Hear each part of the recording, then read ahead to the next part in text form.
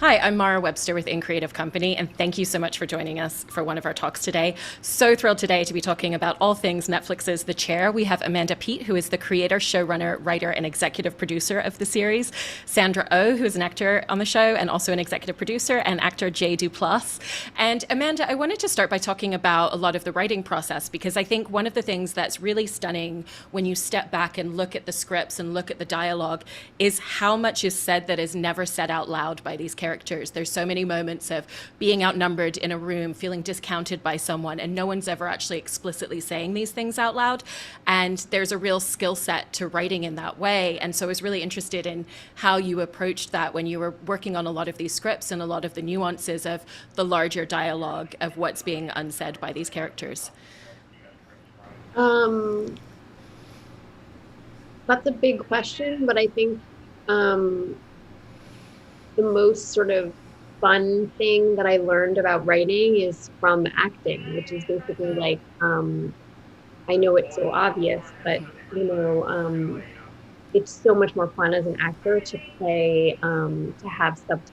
So it's so much more interesting to play an affectation or some kind of desperation, but you're covering.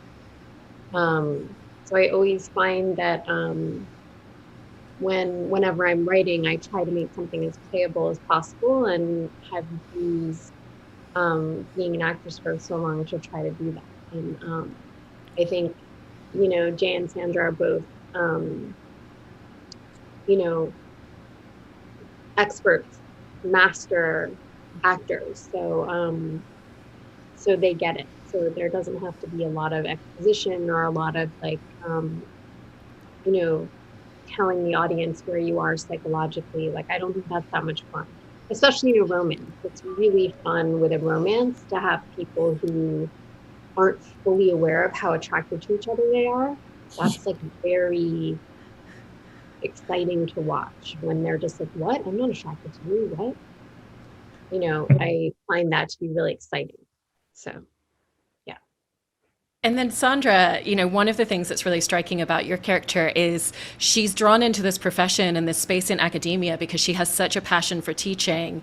And yet, in taking on this role in this position, we don't even see her teaching until towards the end of the season. This is something that she's getting pulled further and further and further away from.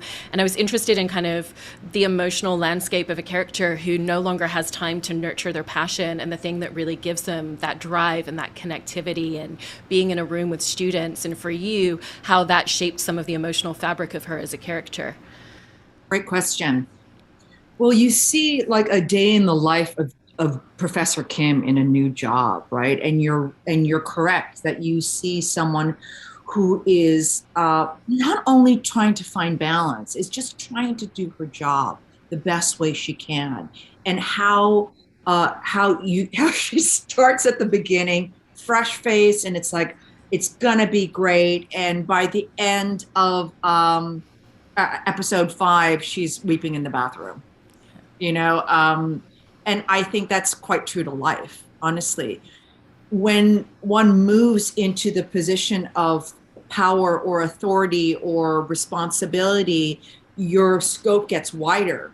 You know what I mean? You have to take care of more people, and you have to integrate, hopefully, with good leadership, more points of view. So you're no matter what pulled, to try and service more people other than your own personal desire. I actually thought it's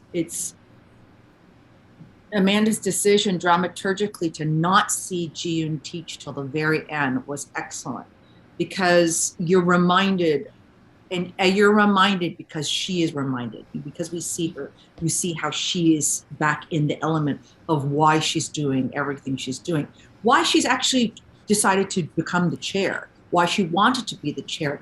It has to do with the of being in the classroom, and how she believes in literature, loves teaching.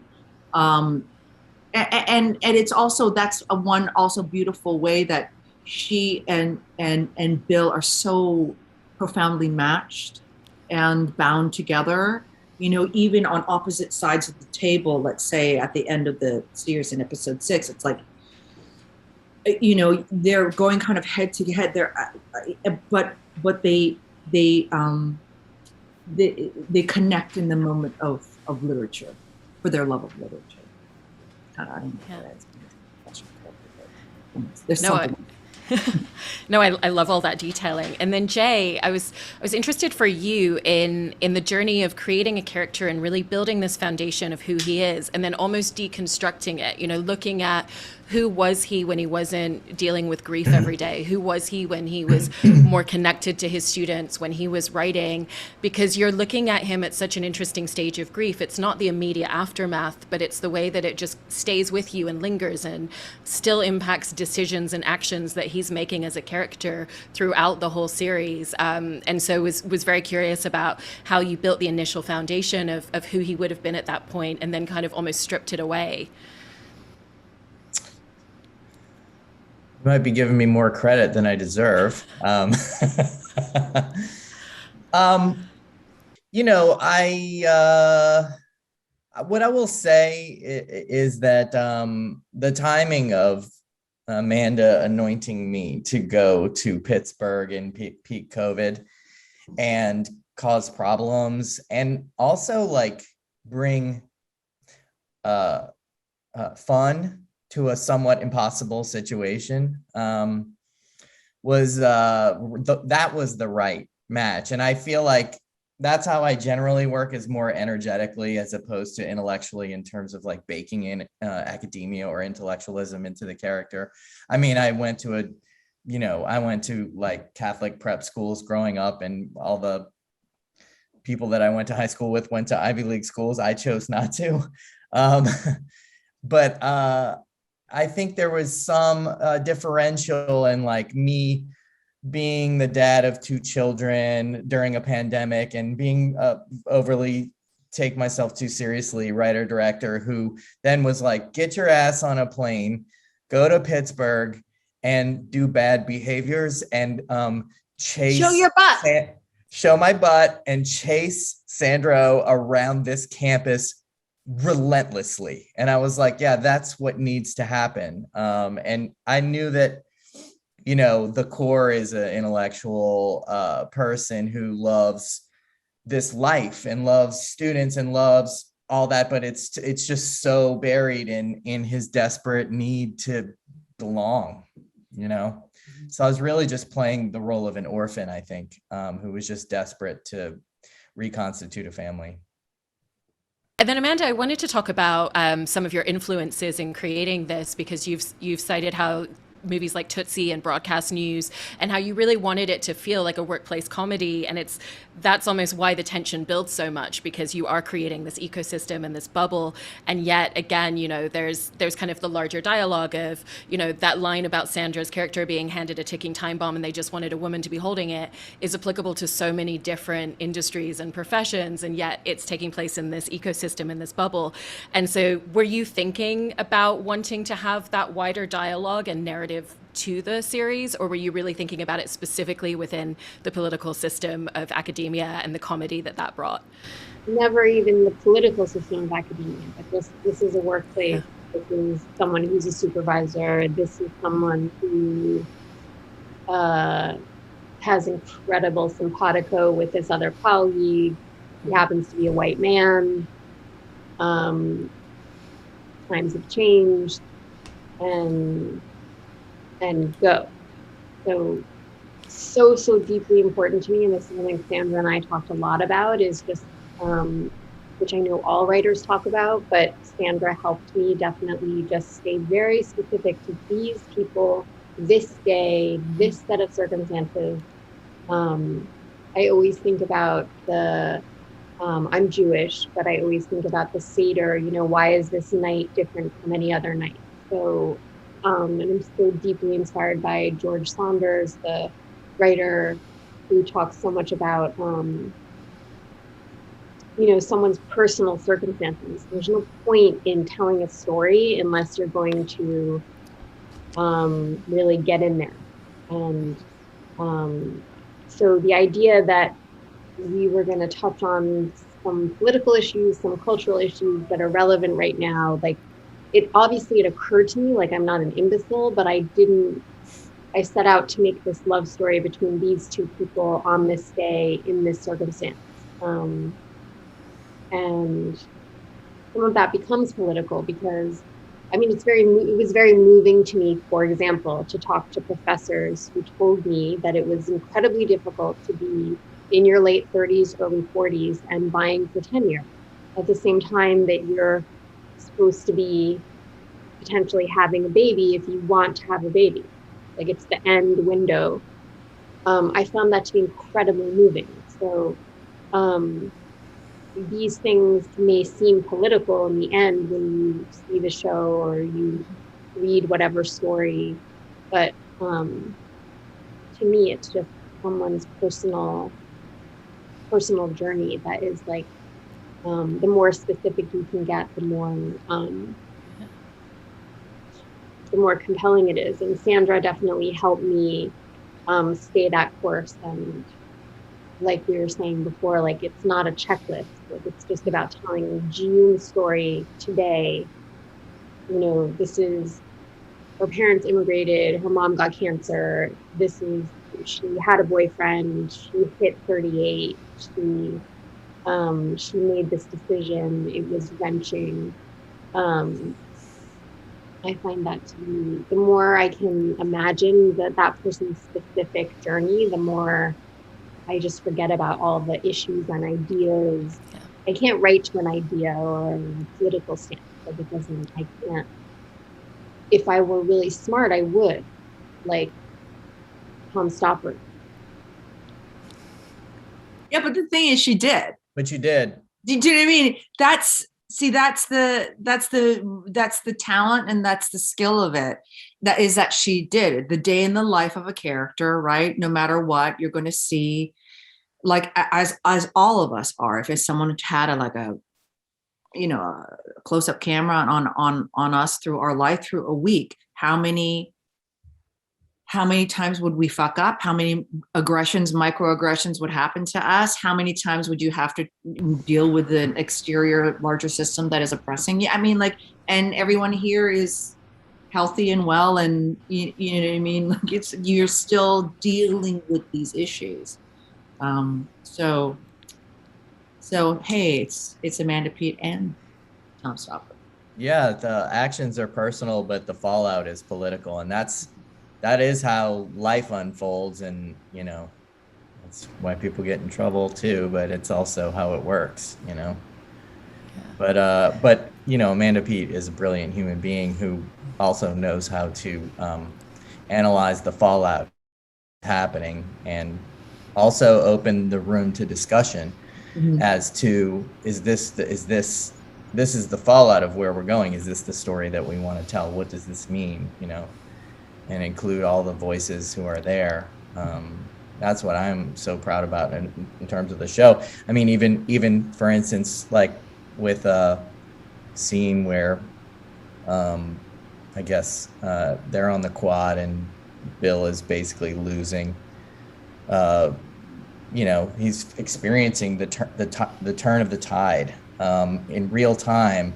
I remember Amanda going around with Dan Longino, our director, and telling the students, like, giving them each their own perspective on what this means. It wasn't like, okay, now you're all real mad at him. It was, part of the meaning of the scene is that what is a mob mentality? When does it flip or whatever? But in the very beginning, Amanda and Dan, 20, 30 kids all had very specific feelings about Bill and what had happened and their own personal history. And I thought that was just so key to the truth of everything, granted, they're extras. There's only so far we can go with them, but like, they came from real original places. Yeah. And for you, Jay, that's a real shift for your character as well. And it feels like that's the moment where he has that realization that certain privileges that have worked for him within the system are Yeah. no longer there to protect him in the way that they have been, and what that means for him. And so what was the shift in the way that you wanted to approach him as a character differently with that beat change for him? Because it is such a significant turning point within the series. Yeah, I think it definitely does. I mean, I just followed the writing, honestly. I think what was interesting around that shift point is that, Bill has to step away from campus, and Ji-Yoon is the busiest person on that premises, and he just doesn't have access to her. And he ends up putting all of his energy into Juju, Ji-Yoon's daughter. And luckily for Bill, it works out. Like, they hit their fast friends.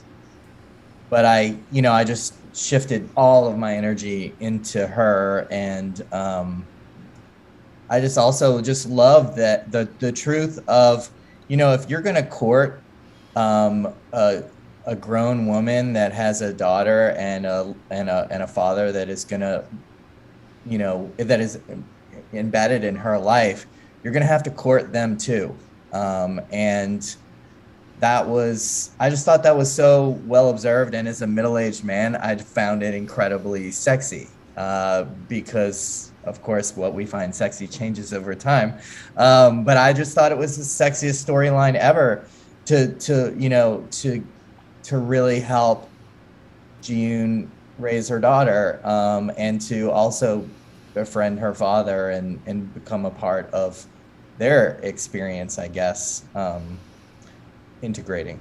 Okay, this is like your shopping montage where you go from like a geek with glasses and then you're shopping, and then suddenly you're so hot.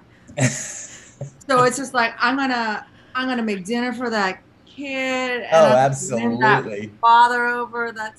I'd say, it's, again, this is the how sophisticated Amanda and the writing staff.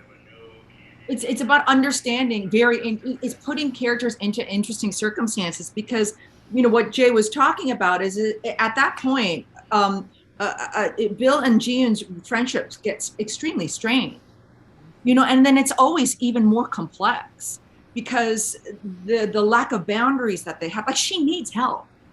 Do you know what I mean? Like, as a single mom, she actually needs help. And the fact that she has someone wonderful who can care for her daughter is helpful. And then it's complex, because it seems to me that my daughter is bonding with this man and having a deeper relationship with this man, and I can't reach my daughter. It's great because, and again, you're following the script because then what happens is that I don't think that Amanda planned all this, right? But you're writing interesting circumstances. So you have a mother who feels distance from her child. Her child is adopted, and also adopted and not of her same race. And then when a father figure comes in and has all the love and gets all that great yummy stuff of parenting, it pushes the mother out of this situation, and it just makes things very, very, very complex. Excellent. It's like it just gives so much dimensionality to it. So I'd say, again, it's in the writing of putting the characters in the most interesting and dynamic circumstances. Yeah. And to your point, Sandra, with your character, there's such kind of a rising tension as constrictions come in on her more and more. And, even what you were just saying about her relationship with her daughter and all of the insecurities, and then my daughter's bonding with someone else, that's another source of tension for her. Relationship with her father, obviously everything that's going on academically, even the moment of you have to give a speech and you just smoked a joint outside, every single moment there's something else adding to it. And, it's by if you played it one note and one response to this tension, it wouldn't be the series that it is. And it's because you play in response to these emotional facets in different ways, in different directions. And, with everything that you were saying about Amanda's writing, was there consciousness in playing to all of these different tensions and frictions within her as a character and building that internally? Or was it about responding to the situations that she's in the moment of the scenes? I'd say both, because Mhm. structurally, you know that someone comes in, again, fresh faced, I'm going to go here. She's going to end up at the end of episode 5, I think, crying in a bathroom, right? So you know that you have to get there. And then you also know that she has to come face to face, and in some ways, an opposition to her best friend and budding romance love, right? And that you're building a friendship again that is kind of coming apart. So yes, absolutely, I would say I was had definite consciousness about how you get to this point, but then leaving a lot of space to in the moment. Like I had no idea what Jay was going to play across me as Bill when he comes to the board to say, this is what I have to say, which is not an apology. He basically talks about literature, right? So I'm not planning whatever that is. You stay open to it.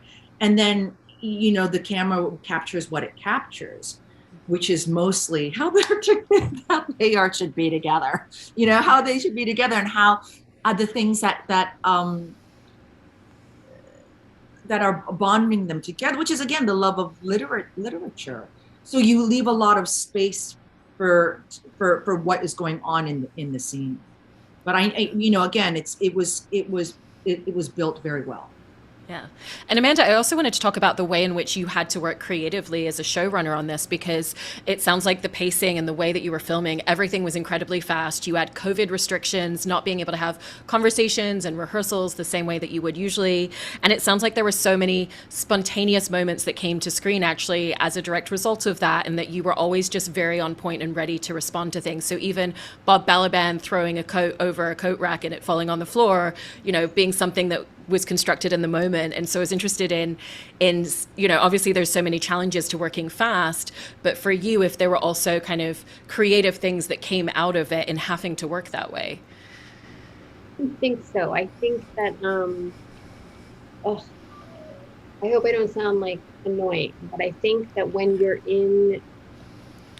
you're constrained sometimes, and I think this is a very Duplass thing too, when you're constrained because of your budget or your weather or whatever it is, weirdly, very beautiful things happen.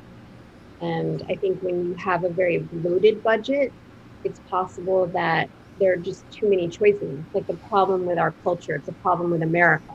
It's like too many choices, too much money. I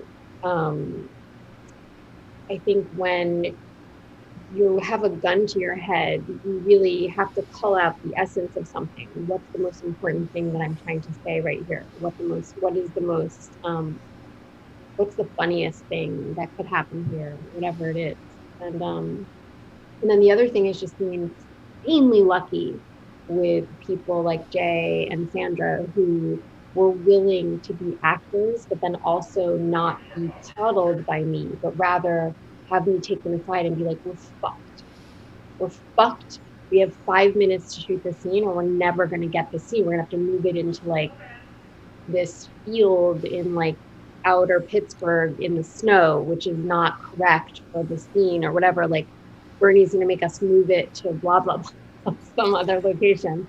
Like it was like definitely that very beautiful camaraderie and sense that I always dreamed about with having a company, which is that your actors are actually in on the process. They actually know how the sausage is made, and they are able to hold the situation complexly. So they can both be like, okay, I have to be Ji-Yoon in this situation, but they're also like, oh my God, the sun's going down and we need to get this shot. So unfortunately, I wasn't always able to be really elegant about the way I conveyed this to them, but it's really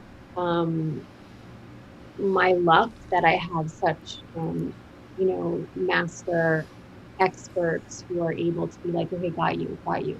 I'm on it. Like, let's try to get it. And, both of them were basically, partners, executive producer partners who were in on whatever hardship we were encountering. They knew what they were, which is very difficult. A little bit of this, as an actor, to be like, Yeah. And to that point, there was something that you mentioned, Sandra, about how working on this show and also executive producing it has made you think very differently about your work as an actor, and describing it as you no longer think of it as just your work as an actor on set. And you also said that that's the way that Jay comes to set every day. And so I was interested in for you kind of like what that looks like for you in projects moving forward, in how you approach roles and characters and showing up to work. And also for Jay, kind of what that means for you in the way that you like to show up and not just think about your character and the work that you're doing, but the whole ecosystem around you as well. You know, Jay Duplass, man, I have so much to say about that guy. But I think Jay and I were really well matched, because I feel like Jay creates circumstances and situations and a set in a certain way, because he's a major creator. He's a director, he's a producer, and an actor, you know what I mean? So he really understands how the sausage is made. And he has had an immense experience in setting up the tone of a company, right? And I feel much more well prepared and confident in myself of understanding that responsibility. You know, and I feel like we were good partners in that way, because it was very difficult circumstances. That one, we would lean on each other just to kind of check each other in even in note wise of like, how was that for you? Which I think is what a good acting partner will do for you if your characters are simpatico.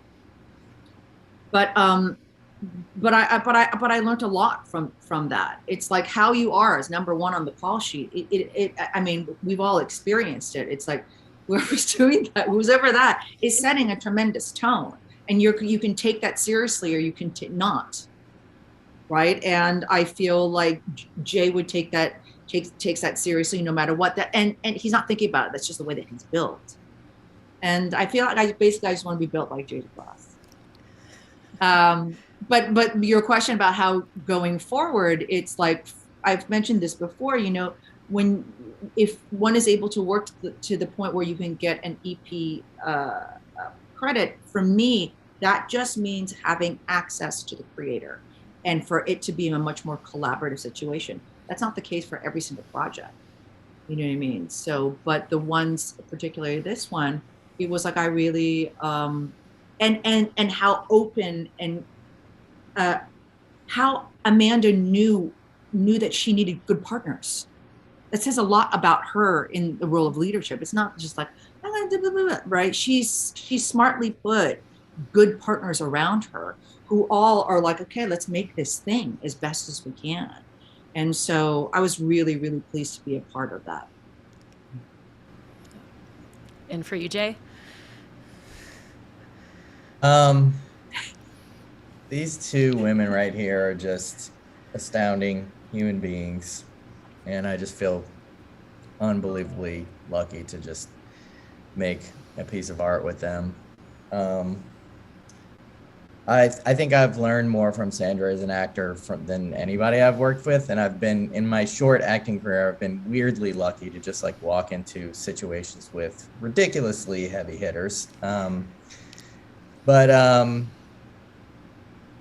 Yeah, I think similarly with Sandra, to have someone come on set who is so committed and rigorous about what it is that we're doing. Just so that part was such a relief to me, just because I do come from a showrunner's perspective, and I like to leave it behind. And when the scripts are that good, and when Amanda's there, and when Dan Longino, our director, is there and holding all that space, but also particularly in this scenario where we really didn't have a lot of time for takes. And I don't know, Sandra is just so incredibly precise and ready to go as soon as we roll, but also totally willing to throw it all away. And I think that's one of the things that I learned the most out of this experience is like, it's actually okay to be, because the kind of acting that I like is so loose and vulnerable, and in my experience, it's been improvised. We did not have that luxury to improvise, you know. But it turns out that, you know, Sandra Oh can be fully on book and it feels improvised. And so that the culture of that is what I got initiated in, and it was really profound for me.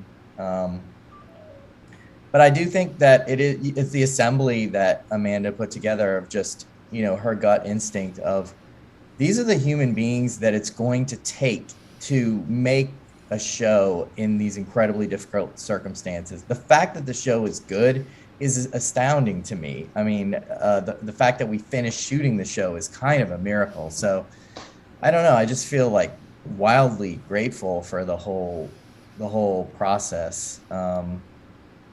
And yeah, to get paid to do something like that, to get the fuck away from my family after a year of being hot baked with them in this goddamn house, and to have the education and just like the life experience of like, you know, making art with Amanda and Sandra, and being in a fake relationship with Sandra for 2 months.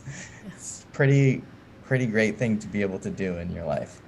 It is. And then lastly, Amanda, obviously, you know, this was your first time show running, and in watching the show and everything that you've accomplished, it feels like you've been doing this for years, but that's also a testament to all the experience that you bring to the table.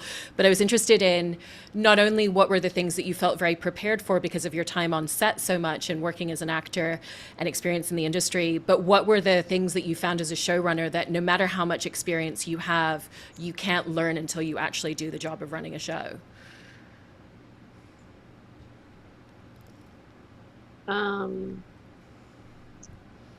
Well, I guess I tried to warn her. Say again? I tried to warn her. What did he say? I tried to warn you about running a show. Yeah. I feel like he tried to warn me. I feel like David gave a lackluster report on what it is to show run. And now he claims that it's because he has Dan Weiss. Like, he's always had a partner. So he's like, anyway, it's a whole other story. I think in some ways, what was surprising to me was how much I needed Sandra and also Jay. And even though, of course, it was my first time, so I had a lot of insecurity, but I think the way that they were able to like handle the set sometimes for me when I needed to do something else, I had bandwidth because I had such insane actors. I think that's what it is. The fact that I had Sandra gave me room to attend to other things that I needed to attend to. And I don't know what it would be like if I had, you know, newbie actors or actors who are more, you know, narcissistic or just completely hell-bent on being in their own lane and only their lane, blah, blah, blah, but not having the ability to see the whole show. Like, I didn't have that. I had like actors who were very, really holding the story all the time. Well, it's an incredibly phenomenal series with everything that you all bring to the table, and one of those shows that every single time you rewatch any moment, there's just so much more to unpack. And congratulations on everything with the series, and thank you so much for talking about it. Sure. Thank you so much.